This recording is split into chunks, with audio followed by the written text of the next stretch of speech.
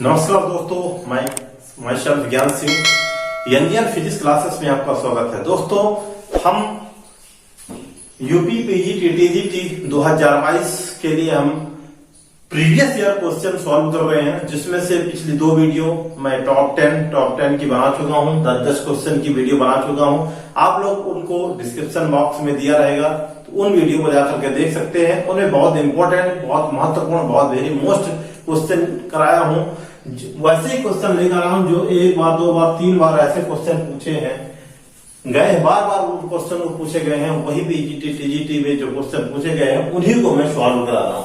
दोस्तों, इन क्वेश्चन से आपको पीजीटी टीजीटी क्वालिफाई करने में बहुत सहूलियत होगी और वही क्वेश्चन आएंगे। वेरी मोस्ट क्वेश्चन है। आज भी मैं टॉप 10 क्वेश्चन लेकर आया हूं आप लोगों के लिए। टॉप 10 क्वेश्चन रहेंगे, जिसमें से ये बहुत महत्वपूर्ण क्वेश्चन है और आपको मैं बेसिक से बेसिक यानी हर एक कॉन्सेप्ट में जो ऑप्शन होंगे उन ऑप्शंस को भी आपको समझाऊंगा कि किस प्रकार से हम इनको और आगे यदि क्वेश्चन दूसरी प्रकार से भी आ जाता है तो कैसे हम इनको सॉल्व कर पाते हैं। तो चलिए स्टार्ट करते हैं। दोस्तों, पहला क्वेश्चन हमारा है। दोस्तों, क्वेश्चन नंबर 1 में पूछा गया है कि सूर्य का ताप मापा जाता है, सन का जो टेम्परेचर है किससे मेजरमेंट किया जाता है। ये चार ऑप्शन आपके सामने दिए हुए हैं। प्लेटिनम प्रतिरोध मापी, प्लेटिनम प्रतिरोध मापी के द्वारा, वाष्प दाब मापी के द्वारा, वाष्प दाब मापी के द्वारा, पायरोमीटर के द्वारा, गैस ताप मापी के द्वारा। तो दोस्तों, इसका आंसर होगा वाष्प दाब मापी, वाष्प दाब मापी नहीं, इसका आंसर होगा इसका आंसर होगा पायरोमीटर। क्या होगा आंसर? इसका आंसर होगा पायरोमीटर यानी उत्ताप मापी। ये पायरोमीटर दोस्तों, ये हायर टेम्परेचर, इससे हम क्या करते हैं, सूर्य का टेम्परेचर मेजरमेंट करते हैं। ये क्या करता है, बहुत ज्यादा हायर टेम्परेचर को नापता है पायरोमीटर। इसके बाद जैसे ऑप्शन नंबर 1 में दिया प्लेटिनम प्रतिरोध मापी। प्लेटिनम प्रतिरोध मापी किस चीज का मापता है? तो प्लेटिनम प्रतिरोध मापी में क्या होता है कि जो प्लेटिनम की तार होती है उसके प्रतिरोध से हम मेजरमेंट करते हैं। इसका जो टेम्परेचर होता है माइनस 200 डिग्री सेल्सियस से 1200 डिग्री सेल्सियस तक इसको मेजरमेंट कर सकते हैं। डिग्री सेल्सियस तक टेम्परेचर पर मेजरमेंट करते हैं। वाष्प दाब मापी आपको पता होगा। वाष्प दाब मापी में क्या होता है, तरल के वाष्प दाब को नापा जाता है। इसमें क्या करते हैं, तरल के वाष्प दाब को नापा जाता है। फिर पायरोमीटर से हमने देखा कि सूर्य का टेम्परेचर नापा जाता है। गैस थर्मोमीटर से यानी गैस तापमापी से, गैस तापमापी में हाइड्रोजन गैस और नाइट्रोजन गैस से हम ताप नापते हैं। हाइड्रोजन गैस से 500 डिग्री सेल्सियस और इससे क्या करते हैं हम 1500 डिग्री सेल्सियस तक टेम्परेचर को मेजरमेंट कर सकते हैं। इस प्रकार से चारों ऑप्शंस मैंने समझाया कि प्लेटिनम से क्या होता है, वाष्प दाब मापी से क्या है, पायरोमीटर, गैस। तो आप लोग चारों से आप कंफ्यूज नहीं होइएगा। इसमें क्या करते हैं, प्लेटिनम तार के प्रतिरोध से हम उसके टेम्परेचर को नापते हैं, जिसका जो रेंज होता है -200 डिग्री सेल्सियस से 1200 डिग्री सेल्सियस। वाष्प दाब मापी से हम तरल वाष्प दाब को मेजरमेंट करते हैं। पायरोमीटर से हम सूर्य के टेम्परेचर को, हायर टेम्परेचर सबसे ज्यादा जिसका टेम्परेचर होता है उससे हम सूर्य का टेम्परेचर नापते हैं पायरोमीटर से। गैस थर्मोमीटर में दो गैस होती है, हाइड्रोजन और नाइट्रोजन। हाइड्रोजन से 500 डिग्री सेल्सियस यानी 500 डिग्री सेल्सियस के बीच हम ताप मापते हैं, टेम्परेचर को मेजरमेंट करते हैं। इसके बाद नाइट्रोजन गैस से हम 1500 डिग्री सेल्सियस तक क्या करते हैं 1500 डिग्री सेल्सियस तक ताप को मेजरमेंट कर सकते हैं।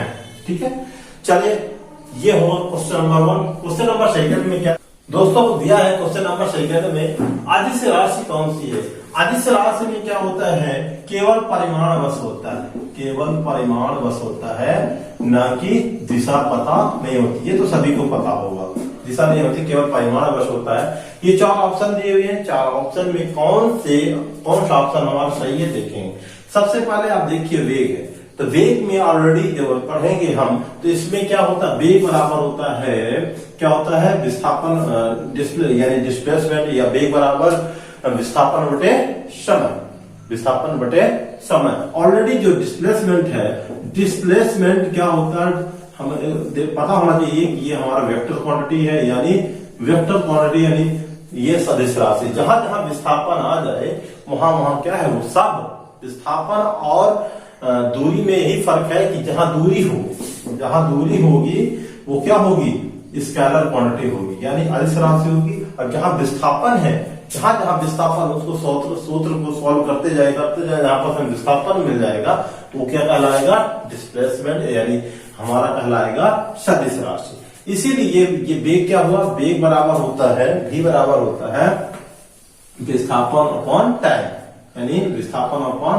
Time, x upon time. और यहाँ x क्या है, यहाँ विस्थापन है, इसलिए क्या हमारा वेक्टर क्वांटिटी हुई। इसके बाद ये भी वेक्टर है। ये जो ताप दिया हुआ है ना दोस्तों, ये ताप जो है, ये ताप हमारा टेम्परेचर को केल्विन से मेजरमेंट करते हैं। ताप हमारी क्या है, एक स्केलर क्वांटिटी है जिसमें केवल परिमाण बस है।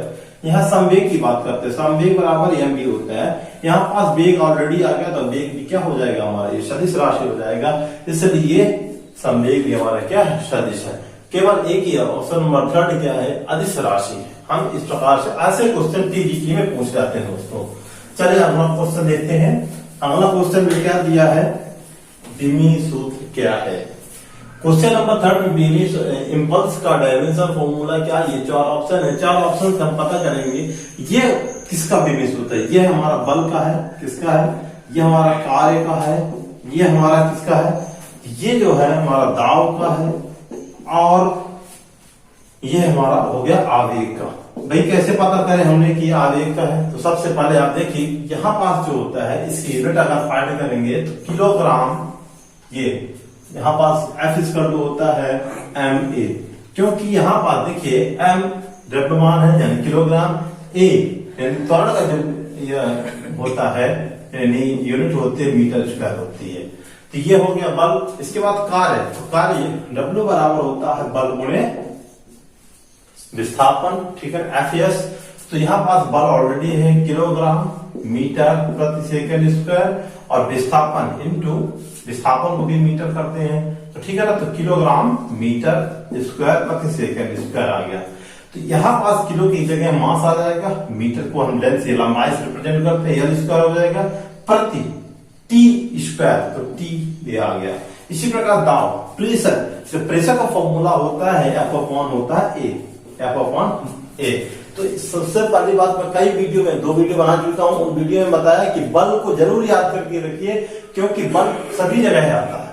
तो किलोग्राम मीटर प्रति सेकंड स्क्वायर, ये हो गया हमारा इसका बल का, राइट। इसके बाद एरिया, यहाँ पास ये आ जाएगा दोस्तों, सेकंड स्क्वायर नीचे आ जाएगा, एरिया को मीटर से रिप्रेजेंट करते हैं, मीटर स्क्वायर। तो हमारा क्या हो जाएगा, मीटर से मीटर कट जाएगा, तो किलोग्राम मीटर की पावर ऊपर जाएगा और सेकंड -2 आएगा।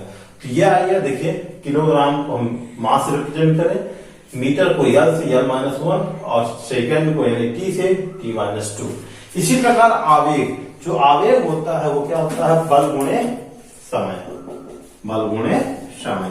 तो आवेग का जो फॉर्मूला यहां पास फिर देखिए, ऐसे हम इसको समझाएं, फिर किलोग्राम मीटर प्रति सेकंड स्क्वायर बल का यूनिट रखो, और यहाँ पास क्या है, टाइम दिया है, तो इसको हम अपॉन में कर देते हैं S स्क्वायर इंटू सेकेंड। तो यहाँ देखिए, यहाँ 1 सेकंड से 1 सेकंड कट गया, तो किलोग्राम मीटर प्रति सेकंड ऐसे आया।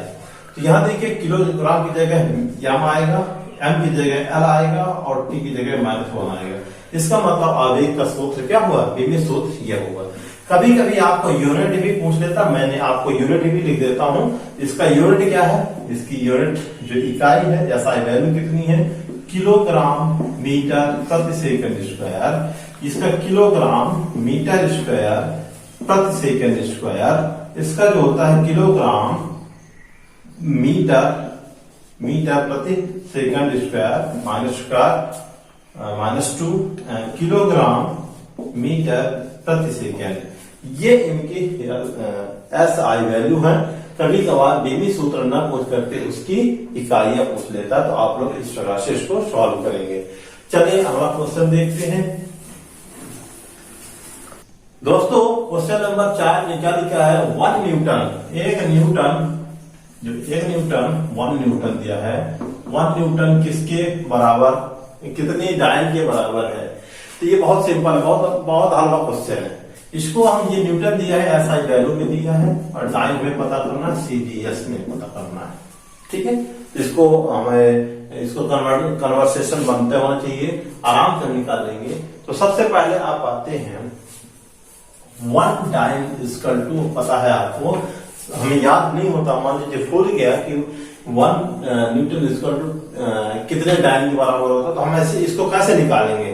तो सबसे पहले हमें बल का फॉर्मूला पता होना चाहिए, MA। ओके, यहां पास इसकी यूनिट रखें, यहाँ पास मास को हम किलोग्राम से रिप्रेजेंट करते हैं, और यह मीटर प्रति सेकेंड स्क्वायर ऐसे रख देते हैं। ठीक है, तो हम इसको ऐसे रखेंगे। तो हम ये अभी हमारी ये वैल्यू कौन सी है, SI में पूरा दिया है, ये किसमें दिया हुआ है, SI। ठीक है ना, SI यूनिट में दिया हुआ है। तो देखिए SI से हमें इसको CGS में कन्वर्ट करना है। तो आपको पता होना चाहिए कि 1 किलोग्राम बराबर होता है 1000 ग्राम। ठीक है, तो 1 किलोग्राम की जगह रख दे हम 1000 ग्राम रख दें, और 1 मीटर की जगह क्या रखेंगे, 1000 सेंटीमीटर, सॉरी 100 सेंटीमीटर, 100 सेंटीमीटर रखेंगे। और यहाँ पास सेकेंड लिखा है, तो सेकेंड तो ऑलरेडी रहेगा। ठीक है, तो सेकेंड हो गया। अब यहां पर देखिए कि कितने जीरो है, 1 2 3 4 5, यानी 10 लिखाते 5 ग्राम सेंटीमीटर प्रति सेकेंड स्क्वायर। ये आ गया हमारा 1, यानी फोर्स, यानी बल को हम 1 न्यूटन बराबर कितना आ गया हमारा 10⁵ ग्राम सेंटीमीटर प्रति सेकेंड स्क्वायर। हम इसको 10⁵ डायन भी कहते हैं दोस्तों। क्या कहते हैं इसको, हम कहेंगे ये जो हमारी यूनिट दी है इसको हम बोलेंगे डायन। तो ये हुआ 1 न्यूटन इक्वल टू 10⁵, ये हुआ इस प्रकार से। ठीक है, option number C is right answer. ये नॉर्मल याद भी होता नहीं बनता, तो इस प्रकार से हम निकाल सकते हैं अगर हमें बल का फॉर्मूला बस याद है। चलिए अगला क्वेश्चन नंबर 5 में क्या लिखा वो देखते हैं। दोस्तों क्वेश्चन नंबर 5 में क्या लिखा है, SI पद्धति में गुरुत्वाकर्षण नियतांक G का मात्रक क्या है। बहुत इंपॉर्टेंट क्वेश्चन है, यूपी PCS और TGT TGT में आ चुका है क्वेश्चन। इसको हम कैसे सॉल्व करेंगे, कैसे पता करेंगे कि कौन सा हमारा ये मात्रक है। तो एक फॉर्मूला याद होना चाहिए लॉलीपॉप वाला, गुरुत्वाकर्षण बल F = Gm1m2/r²। अगर ये आपसे बनता है तो आराम से आप इसकी यूनिट ढूंढ लेंगे। तो दिया क्या है, आप एक्चुअली देखा जाए तो G का जो मान होता है 6.67 इंटू 10⁻⁻11 होता है। कितना होता है, इसके बाद उसकी यूनिट लग जाती है लास्ट में। G का वैल्यू जो होता है 6.67 इंटू 10⁻11। दोस्तों हमें G का मान पता करने के लिए यहाँ पर क्या लगेंगे, G रखेंगे और F⁴r²/m1m2 इस प्रकार से आ जाएगा। आपको पता होना चाहिए कि यहाँ जो बल है उसको हम न्यूटन कहते हैं, 1 न्यूटन। यहाँ पास की जो r² है ये दूरी लिखा है, यानी दूरी को हम मीटर स्क्वायर से रिप्रेजेंट करेंगे। और यहाँ पास जो हमारा m1 m2 लिखे हैं द्रव्यमान है, यानी मास है। ठीक है ना, तो इनको किससे रिप्रेजेंट करेंगे, किलोग्राम इंटू किलोग्राम। ठीक है, तो ये दोस्तों किस प्रकार से आएगा हमारा, न्यूटन मीटर स्क्वायर प्रति किलोग्राम स्क्वायर। ये हमारा G का जो मात्रक है, ये मात्रक होगा किलोग्राम स्क्वायर। ओके, तो ये ऑप्शन नंबर कौन सा सही है भाई, देखिए G का वैल्यू न्यूटन मीटर स्क्वायर प्रति किलोग्राम स्क्वायर किसमें आता है, इस क्वेश्चन ऑप्शन नंबर सेकंड में।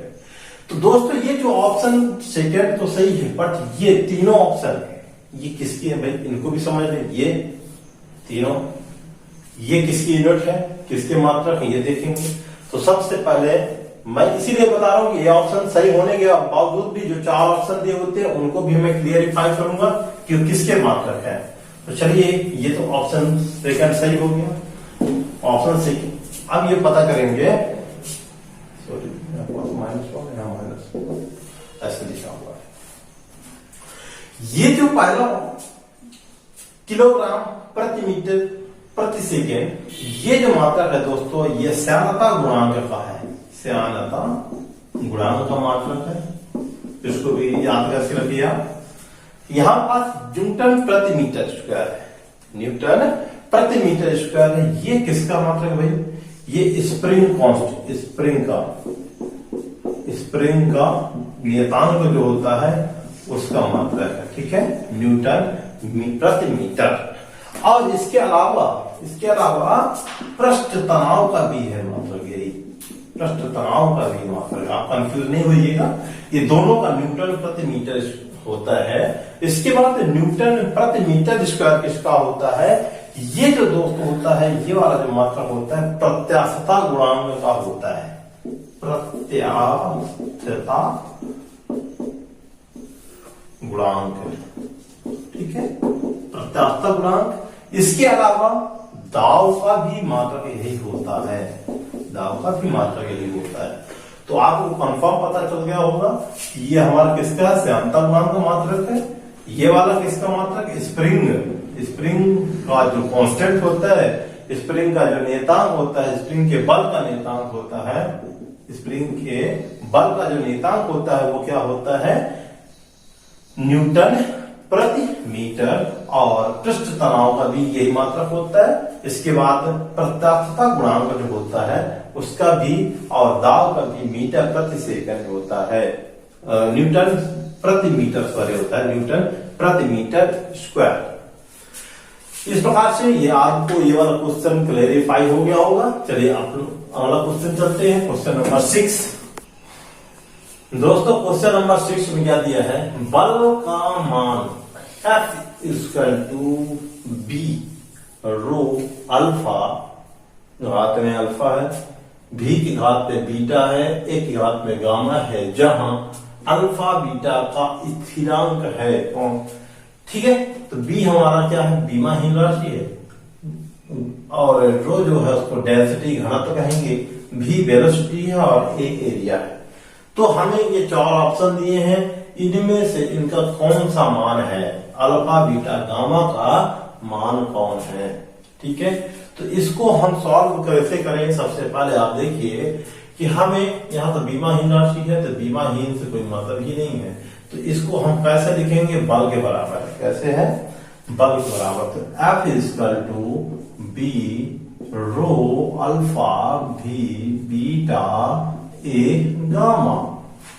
तो हमें इसके बीमी सूत्र निकालने हैं। कैसे निकालने हैं? तो बीमी सूत्र आपको पता होना चाहिए, मैं कई बार बताया कि MLT-2 होता है, किलोग्राम मीटर प्रति सेकेंड। बल का बीमी सूत्र होता है। इसके बाद बी तो बीमाहीन राशि है, इसका कोई मतलब ही नहीं है, ठीक है। फिर इसके बाद रो घनत्व का जो बीमी सूत्र होता है ML-3 होता है, इसके ऊपर अल्फा चढ़ा दो, और LT-1 इसका होता है, इसके ऊपर बीटा चढ़ा दो, और एरिया यानी क्षेत्रफल यानी L2 इसके ऊपर चढ़ा देंगे, ये गामा घात पे चढ़ा दिया।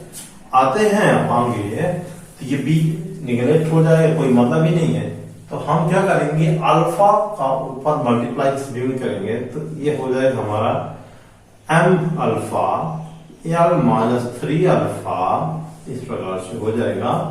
और बीटा तो L beta T minus beta और L2 गामा, ऐसे हो दोस्तों, ठीक है। तो हम क्या करेंगे? इससे कंपेयर करेंगे, दोनों तरफ से लेफ्ट हैंड और राइट हैंड से कंपेयर करेंगे। तो इसकी घात 1 है, तो जब कंपेयर करेंगे तो कैसे होगा?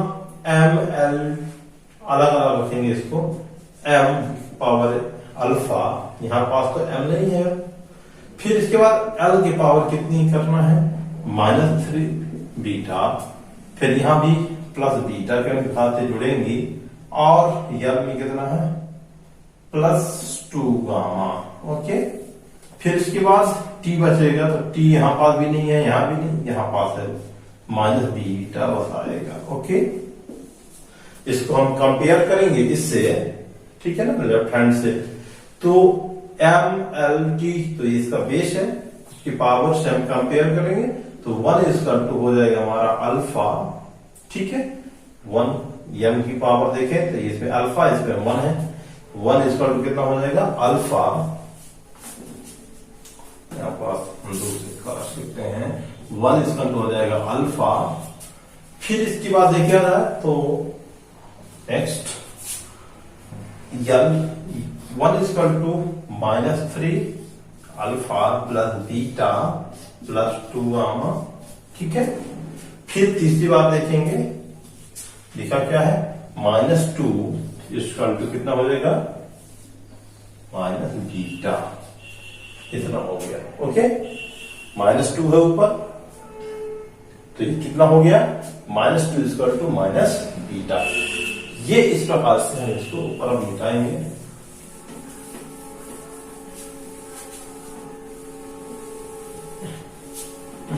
ये वाला ऑप्शन कर गया, एक ऑप्शन लिखना पड़ेगा, एक ऑप्शन हमारे alpha equal to 1, beta equal to 2 और गामा इक्वल टू 1। देखिए अब ये हमें इनको अगर हम सॉल्व करेंगे 1 minus 1 equal to alpha, 1 equal to -3 alpha plus beta plus gamma 2 gamma -2 equal to minus beta. तो अगर इनको हम सॉल्व करेंगे तो इसको सॉल्व करने के लिए 1 घंटा मतलब बहुत ज्यादा टाइम लगेगा। इसको अब हम ऑप्शन से सही करेंगे, कौन सा ऑप्शन इसमें राइट होगा। तो सबसे पहले ये देखिए तो छोटे हैं बट इसमें रखेंगे ऑप्शन पे वैल्यू। ऑप्शन में अल्फा बीटा गामा का वैल्यू रखना है। देखिए ये 1 के इक्वल है कि नहीं, दोनों लेफ्ट और राइट हैंड दोनों कंपेयर कर लेंगे तो बराबर है कि नहीं।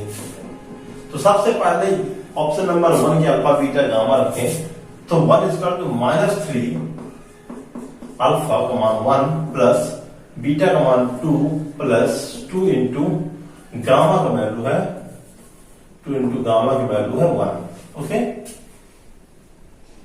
ठीक है।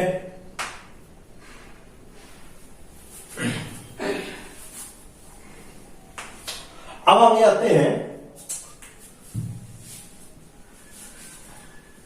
रखेंगे, देखते हैं क्या है। यहां पास बीटा का वैल्यू 1, ठीक है।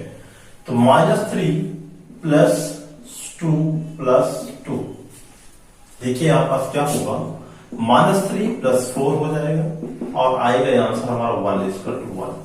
क्या ये आया दोनों? इसका मतलब हमारा option number 1 is right answer.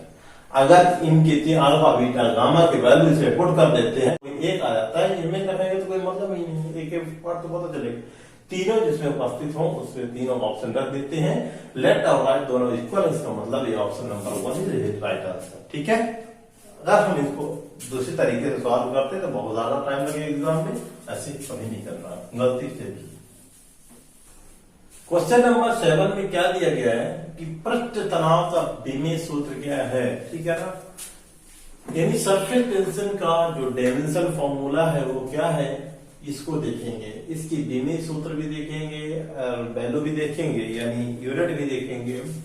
तो सबसे पहले आप देखिए option number 1, option number B, option number C, D में कौन सा है, तो ये देखेंगे। ऑप्शन नंबर 1 में कंपेयर करें कैसे, तो इसको सॉल्व कैसे करेंगे भाई।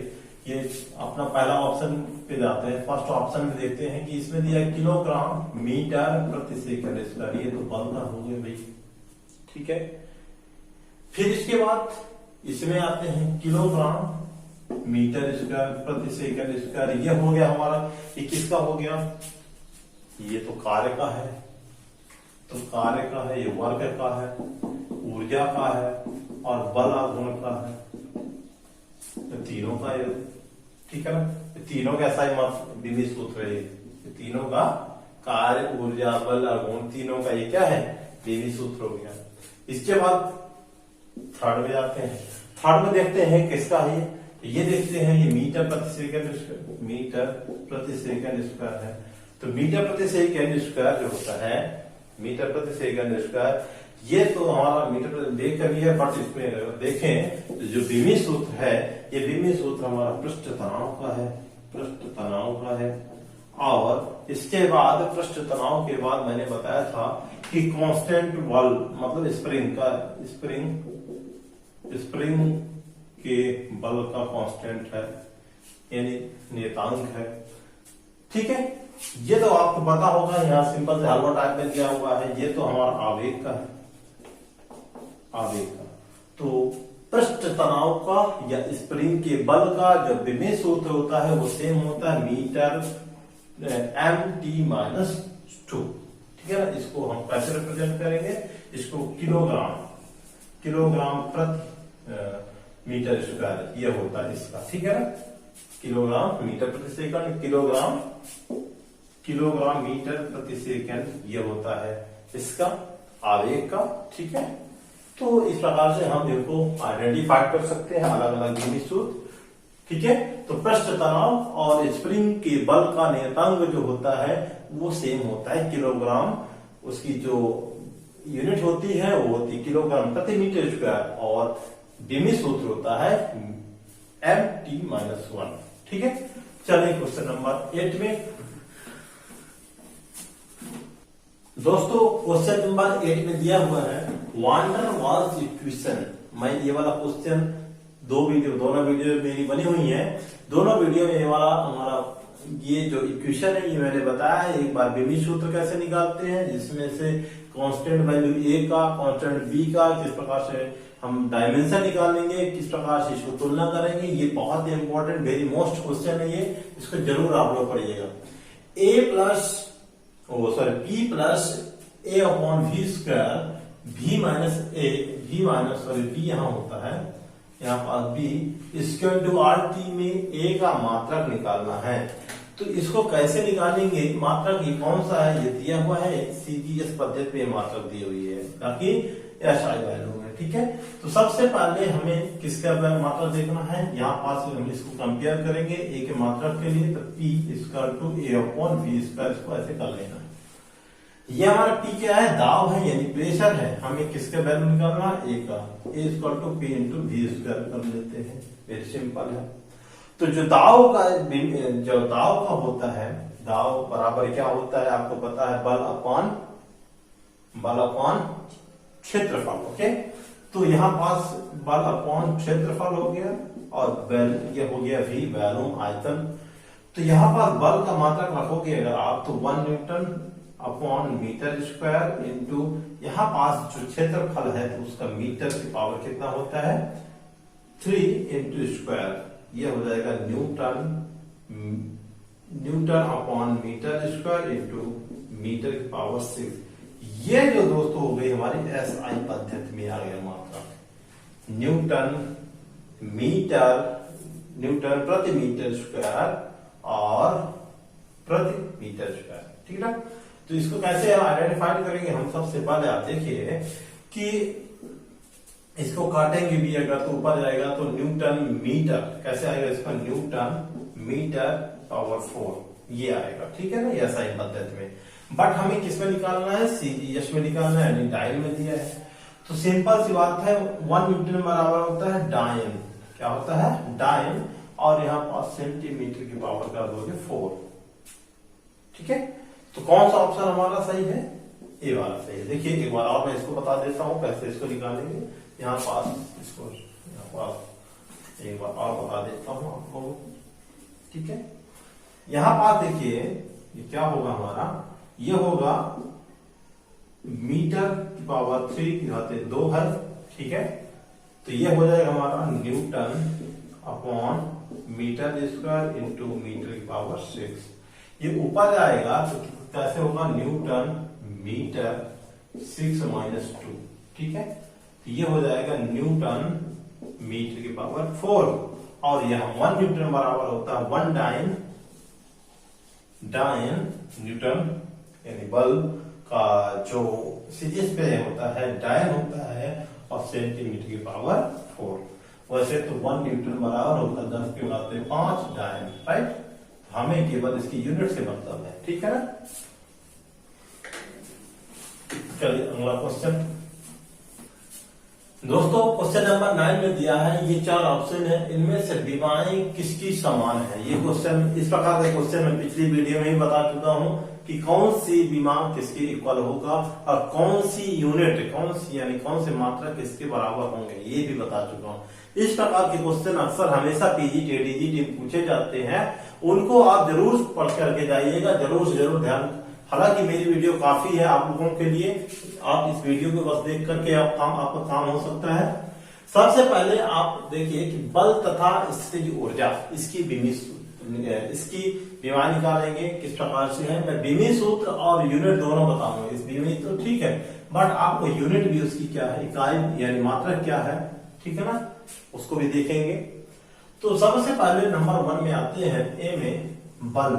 बल का जो आपको पता है बीमी सूत्र ऐसा ही मात्रक होता है, किलोग्राम मीटर प्रति सेकंड स्क्वायर होता है, और इसको किलोग्राम को हम द्रव्यमान से रिप्रेजेंट करते हैं L से T-2।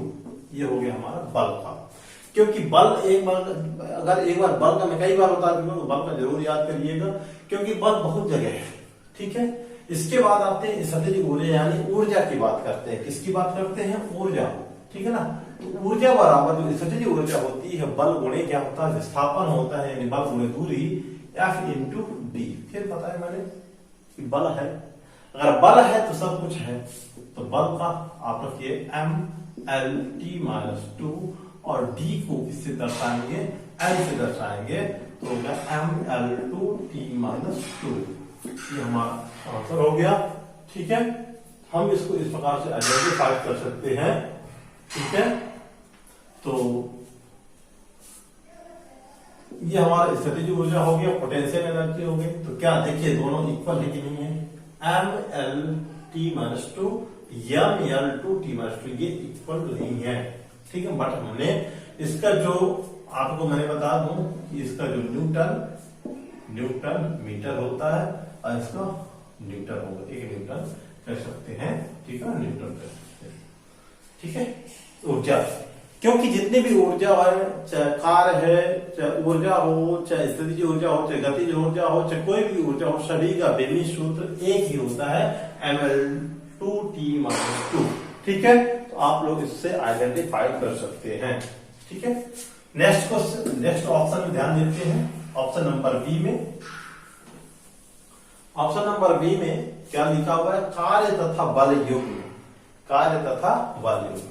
तो कार्य जो वर्क होता है W बराबर होता है बल, यानी जो W बराबर होता है बल गुणे विस्थापन, ठीक है ना।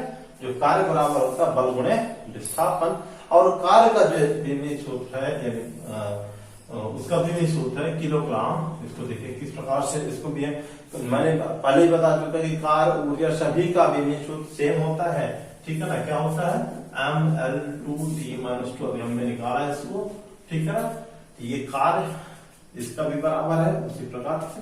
अब इसके बाद बल युग्म, तो बल युग्म में आएंगे तो बल युग्म बराबर होता है बल गुणे लंबवत दूरी, वही है, ठीक है ना। तो बल युग्म का भी जो बीमी सूत्र है तो होता है, वो कैसे निकालेंगे, तो सबसे पहले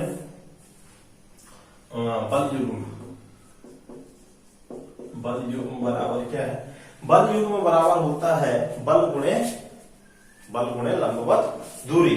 तो इसको हम फाइंड करने के लिए बल का MLT-2 और फिर इसके बाद दूरी, तो दूरी को L से रिप्रेजेंट करेंगे, किससे दर्शाएंगे, L से दर्शाएंगे, तो फिर वही आ गए ML2T-2। देखिए ये कौन सा ऑप्शन है हमारा सही है, क्या दोनों का बीमी सूत्र सेम है कि नहीं, ML2T-2 ML2T-2 यानी कार्य तथा बल युग्म, या जो हमारा जो टॉर्क होता है वो दोनों के इक्वल होता है, बराबर होता है, ठीक है।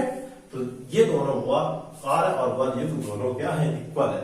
इसके बाद ऊर्जा, स्थितिज ऊर्जा जो मैंने भी बताया था, ML2T-2 जो कार्य है इसकी शक्ति का निकाल लेते हैं। तो ऊर्जा इसका तो हमने निकाला था ML2T-2, ठीक है। इसका बीमी सूत्र ये हो गया। ऑप्शन नंबर सी में देखते हैं, पावर शक्ति बराबर क्या होता है, शक्ति बराबर होता है हमारा जो शक्ति बराबर कार्य अपॉन समय, तो कार्य वर्ग का ही फिर से फॉर्मूला रख दें उसमें और समय को रिप्रेजेंट कर देते हैं। तो शक्ति का जो डायमेंशन फॉर्मूला ml2t - 3 आ जाएगा। कितना आ जाएगा, t-3 हो जाएगा ये शक्ति का। तो ये दोनों बेमे सूत्र इक्वल नहीं है, तो ये भी नहीं होगा। बल आघूर्ण की बात करते हैं, बल आघूर्ण, तो बल आघूर्ण वही है ml2t - 2, ये कार्य के बराबर होता है। फिर यहाँ पास आ गया आघूर्ण, कार्य के बराबर है बल आघूर्ण, ठीक है। और यहाँ पास फिर आ गया बल, तो ml2t - 2 ये बल आघूर्ण है, mlt - 2 ये हो गया बल, ठीक है। दोनों इक्वल नहीं है, इसलिए ऑप्शन डी भी राइट आंसर नहीं है। तो केवल एक ही option, option number B is right answer. इस प्रकार से आप इनको देख सकते हैं। क्वेश्चन नंबर 10 देखते हैं। एल प्रेरकत्व है, आर प्रतिरोध है, तो एल अपॉन आर की बीमा क्या है। अभी मैंने सी आर पिछले वीडियो में सी आर के लिए बताया था, ठीक है ना, धारिता और प्रतिरोध के लिए बताया था, उसकी बीमा क्या है।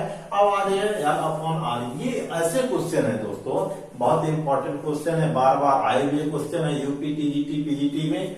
तो आप लोग जरूर इनको, जब बीमी सूत्र से जितने भी, मैं 3 क्लासेस हो गई अभी लगभग, ये 3 क्लासेस यानी 30 क्वेश्चन में से एक क्वेश्चन 2 क्वेश्चन 100% आने ही आने हैं।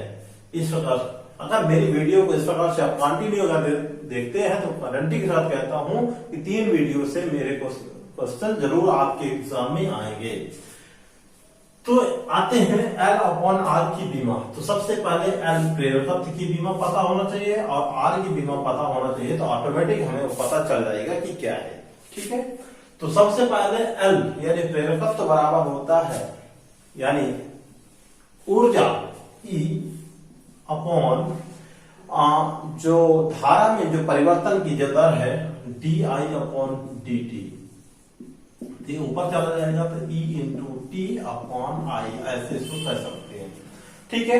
यानी ये विभव है, पोटेंशियल, ठीक है ना, इंटू समय अपॉन धारा।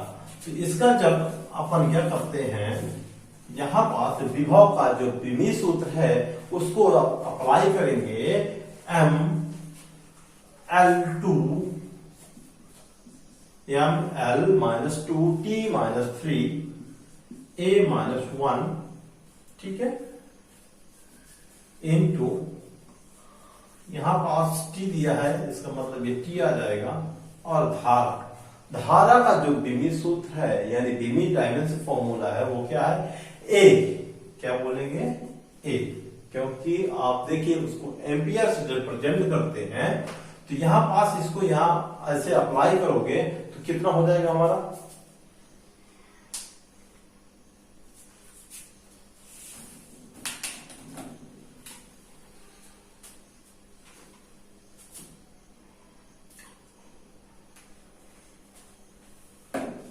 ठीक है। चलिए आते हैं क्वेश्चन में। तो ml2 कितना है, ml2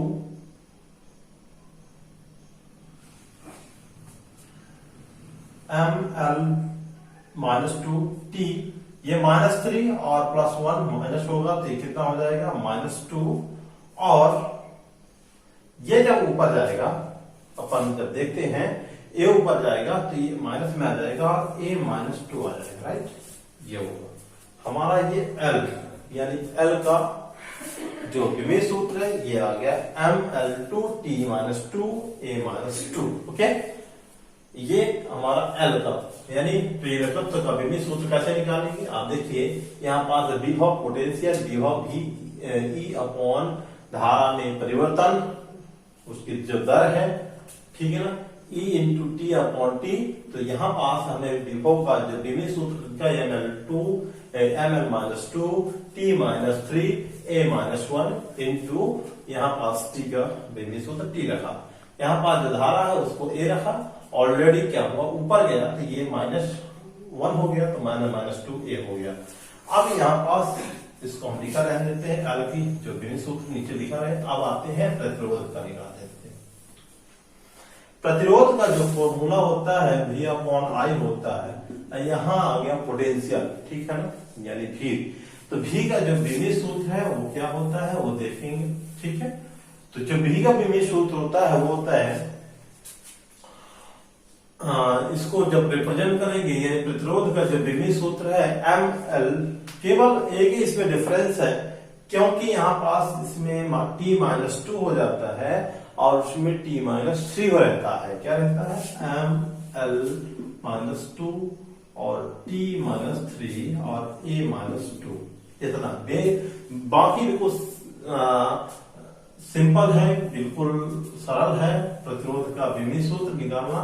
ठीक है, तो हम निकाल लेंगे, L अपॉन R रखेंगे, L अपॉन R का बीमी सूत्र तो ये वाला रखेंगे, ml-2 t-2 a-2 और ml-2 t-3 और a-2। ओके, सब काट कूट डालेंगे सभी को। ठीक है, M से M कट गया, L से L कट गया और A से बचा हमारे पास t-2 और ऊपर जाएगा ये वाला -3 तो प्लस का 3 आ जाएगा। ठीक है, तो t बस बचेगा, यानी L अपॉन R का जो बीमी सूत्र है t, यानी m0 L0 t। देखिए कौन सा ऑप्शन सही है हमारा? Option number B is right answer. इस प्रकार से आपके टॉप 10 क्वेश्चन आप कंप्लीट किए दोस्तों। अब हम दूसरी वीडियो में और क्वेश्चन लेकर आएंगे जो कि आपके यूपी पीजीटी टीजीटी के लिए बहुत महत्वपूर्ण क्वेश्चन है। मेरा यह टारगेट होगा कि मैं जितने भी प्रीवियस ईयर के पीजीटी टीजीटी यूपी पीसीएस यानी जीआईसी लेक्चरर, ये सब जितने भी क्वेश्चन पूछे गए हैं मैं सब आपको सॉल्व कराऊं और आप PGT TGT UP PGT TGT को निकाल पाए। दोस्तों, अगर मेरी वीडियो पसंद आती है तो लाइक शेयर सब्सक्राइब जरूर करें और कमेंट में जरूर लिखें कि आपको वीडियो कैसी लगी। यदि कोई प्रॉब्लम है, कोई दिक्कत है तो कमेंट बॉक्स में आप जाकर के लिख सकते हैं, मैं आपका सोल्यूशन दूंगा। और जो भी मैंने 2 वीडियो अभी लिया है, टॉप 10 की 2 वीडियो आपको बताया है डायमेंशन एंड यूनिट से, तो उनको आप डिस्क्रिप्शन बॉक्स में जाकर के देख सकते हैं। आज के लिए टॉप 10 क्वेश्चन इतने ही है। धन्यवाद, जय हिंद।